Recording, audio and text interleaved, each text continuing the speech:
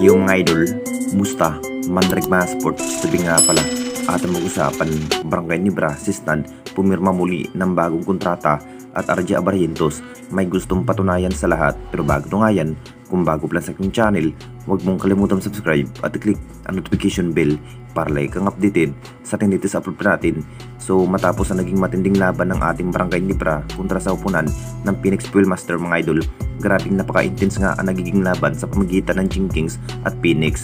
Masasabing kahit nagwagi nga ang kupunan ng ating Barangay Nibra na parang nahihirapan pa rin sa upunan ng Phoenix. Marami pa rin ang nasasabi mga idol, kulang na kulang nga ang nagiging player bilang big man ng ating Barangay Nibra kung bakit na parang nahihirapan pa rin makipagsabayan sa bawat player ng Phoenix. Ang plano pa rin ng ating Jinkings, kukunin na nga ba muli ang nasabing big man na si Sistan ng Jinkings. Alam na nating lahat mga idol, hindi pa rin nakapaglaro itong si Sistan sa poder ng Tira Permajip mga idol, kung saan na parang hindi pa rin satisfy ang kanyang ginampanang role sa upunan ng Tira Permajip. May pag-asa pa nga ba ng ating Barangay Nibra na makuha muli itong si Sistan? Lakas sana sa bindid area itong si Sistan mga idol. Nag-average lamang po ang nasabing big man na may 5 minutes ang kanyang makukuhang playing time. Minsan na nga rin siya ang magdadala sa opensa at masipag rin sa defense ang nasabing big man. Kung bakit maganda nga ang pagkikitungo ni Sistan noong nasa poder pa ng ating Barangay Nibra. Jackpot sana ng ating Jinkings dito mga idol kung hindi lang na-trade ang nasabing big man, dahil kaya namang mabibigyan ni Sistan ng magandang laban ang Barangay Nibra kung anong desisyon ni Sistan mga idol, kung babalik pa nga ba sa upunan ng Barangay Nibra dahil nag-operate ang Jinkings para kay Sistan para bumalik ito ng Barangay Nibra. Pero nakisistan pa rin ang masusunod kung babalik pa nga ba ng ating Barangay Nibra ngayong season. At dito na naman tayo sa isa pa nating balita, RJ Abarrientos may gustong patunayan sa lahat.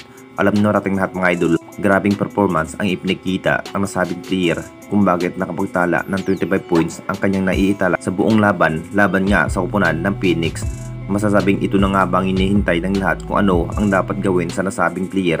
Talagang na parang nabuhayan nga ang Jinkings dahil na parang si RJ Abarrientos na nga ba ang susunod na yapak kay LA Tenorio. Hindi pa rin nabigo sa pagpili ng player ng ating Barangay Nibra kahit hindi rin katangkaran ang nasabing player, pero bawin-bawi naman sa outshot shooting. Kung hindi lang kay RJ Abarrientos ang nagdadala sa opensiba, talagang talo na sana ang Barangay Nibra laban nga sa Phoenix. Pinatunayan pa rin sa nasabing player na mas kayang tapatan ang ibang kupunan. Kumpiyansa pa rin ni RJ Abarrientos na makuha ang matagal ng hinahangad na kampiyonato sa ating liga.